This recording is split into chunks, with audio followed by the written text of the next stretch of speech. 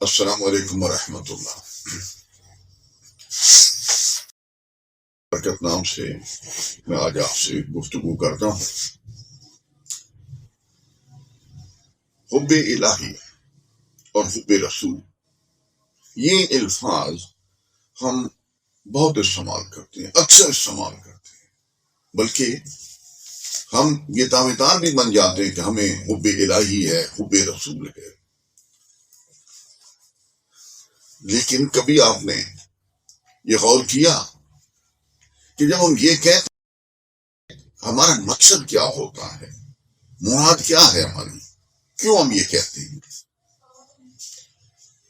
اگر آپ اس پر غور کریں گے تو مجھے کسی حد تک یہ میرے ذہن میں یہ بات ہے کہ آپ کی حالت ویسی ہی ہو جائے گی جیسی کہ میری اس وقت ہو گئی تھی جب میں کالج کے زمانے میں اپنے ساتھیوں کے ساتھ حکومت کے خلاف ایک جلوس نکالا جا کے کہتے جا رہے تھے بہت سارے لڑکے. راستے میں چند بزرگ افراد نے ہمیں روکا اور پوچھا کہ جلوس کیوں نکال رہے ہو. ایک لمحے کے لیے ہم سارے چپ ہو گئے، ہمیں نہیں پتا تھا ہم جلوس کیوں نکال رہے ہیں. قدرے پریشان ہوئے، لیکن پھر ہم نے زور زور سے نعرے مارے، نامنظور نامنظور، مرد آباد مرد آباد، اور چل پڑے. یہ میں آپ کو کوئی لطیفہ نہیں سنا رہا. اب غور تو کریں کہ یہ محبت الہی اور محبت رسول کے بارے میں جو ہم دعوے کرتے ہیں، جس کو دیکھا ہی نہیں اسے محبت کیسے ہو سکتی ہے؟ محبت تب پیدا ہوتی ہے جب ہم کسی کو دیکھیں. نہ ہم اللہ کو دیکھ سکتے ہیں، نہ ہم اللہ کے رسول کو. پھر کیا کریں؟ اور صحیح طریقہ کیا ہے؟ اگر محبت پیدا ہونی ہے، ہم ان ہستیوں کی خوبیوں سے آگاہی حاصل کریں، سیرت رسول پڑھیں تو رسول اللہ صلی اللہ علیہ وسلم سے محبت پیدا ہوگی. آپ کی زندگی کے حالات کو تفصیل سے دیکھا جائے. اسی طرح اللہ تعالیٰ کو جاننے کے لیے، اس کی خوبیوں کو جاننے کے لیے ضرورت اس بات کی ہے کہ ہم اللہ کی ان خوبیوں سے آگاہ ہو جائیں جن خوبیوں نے آپ کو خود مخاطب کیا ہے. اس نے اپنے آپ کو رب کہا، خالق کہا، رازق کہا. یہ ہے پہچان اللہ کی. جب یہ اللہ تعالیٰ کی پہچان ہوگی تو پھر ایک ہی وقت میں ہمارے اندر دو جذبے بیدار ہوں گے. ایک اللہ کی ہیبت، اس کا ڈر، اور ایک اللہ سے محبت. یہ دونوں جذبے اکٹھے پیدا ہوں گے، اور یہی کسی بھی مومن کے لیے تقوی پیدا کرنے کے لیے ضروری چیزیں ہیں. بیک وقت اللہ سے محبت اور اللہ سے ڈرنا.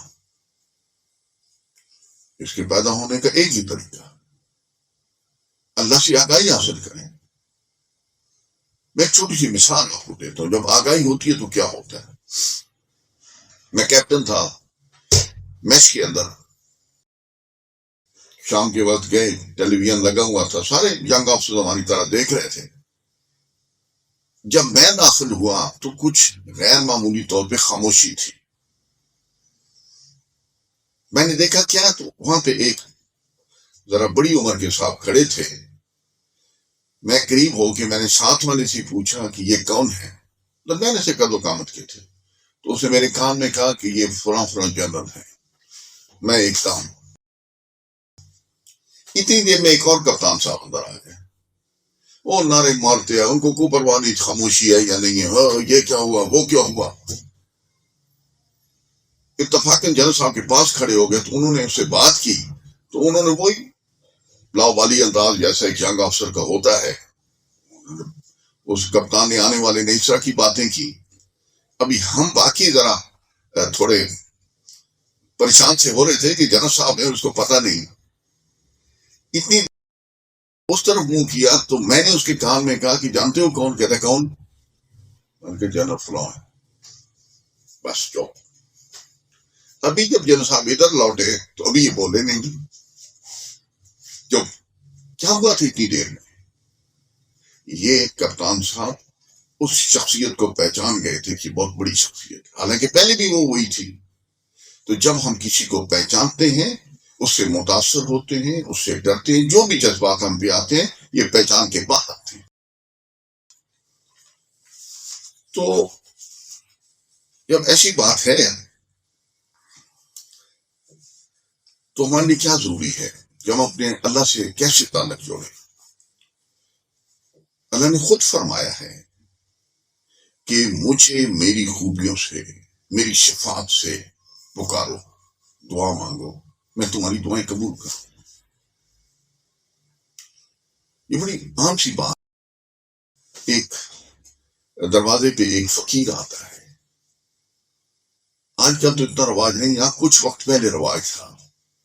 فقیر آ کے باہر کھڑے ہو کے گھر والوں کی سخاوت کی باتیں کرتا، سخیوں کا گھر ہے، مہربان کرنے والے لوگ ہیں، مہربانی ہے، اور پھر وہ اپنا سوال پیش کرتا تھا اور اس طرح پھر اس کو خیرات وغیرہ جو بھی ہوتی تھی مل جاتی تھی. تو اللہ کریم نے بھی ہمیں یہ فرمایا کہ میری پکارو، میں تمہاری دعا سنوں. اللہ کی پہچان اس کی خوبیوں کے ساتھ ہوگی. اس کی ہیبت، اس کا ڈر، تب پتا ہوگا کہ یہ ہستی ہے کون، پہچانے. ویسی ہوا میں نعرے مارنے سے تو کچھ نہیں ہوتا. اللہ کا ڈر بہت بنیادی چیز ہے. اور پھر اللہ سے جب اپنی مرادیں پوری کروانی ہوں تو ایسی کریں کہ مثلا ایک آدمی کو رزق کی تنگی ہے تو اللہ، یا اللہ، یا اللہ، یا رزاق، اے اللہ، اے رزق دینے والے، مجھے رزق دے، مجھے ضرورت ہے. اس کی خوبی کا اظہار کر کے پھر اس سے گناہ کر بیٹھے، یا اللہ، یا غفار، اے بخش دینے والے.